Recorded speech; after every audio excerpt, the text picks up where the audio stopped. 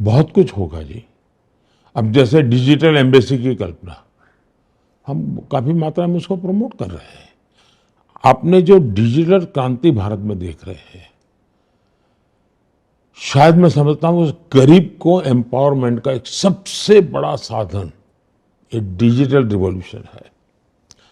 असमानता कम करने में डिजिटल रिवॉल्यूशन बहुत बड़ी मदद करेगा। मैं समझता हूं कि एआई, आज दुनिया ये मानती थी, मानना शुरू की है कि एआई में भारत पूरी दुनिया को लीड करेगा। बिल्कुल। और हमारे पास उस प्रकार के टैलेंट, हमारे यूथ है, वो बहुत कुछ कर सकता है।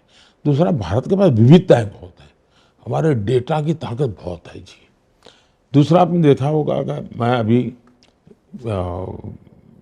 कंटेंट क्रिएटर्स को मिला था, गेमिंग वालों को मिला था।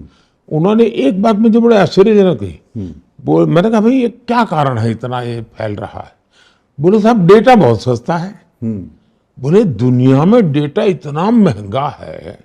बोले, मैं दुनिया की गेमिंग कंपटीशन में जाता हूं तो इतना महंगा पड़ता है।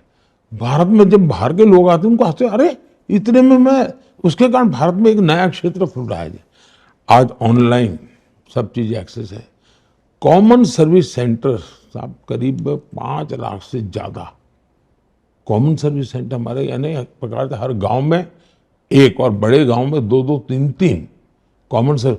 और कॉमन सर्विस सेंटर में आजकल सामान्य आदमी भी, उसको रेलवे रिजर्वेशन कराना है, वो अपने गांव में ही कॉमन सर्विस सेंटर से करा लेता है।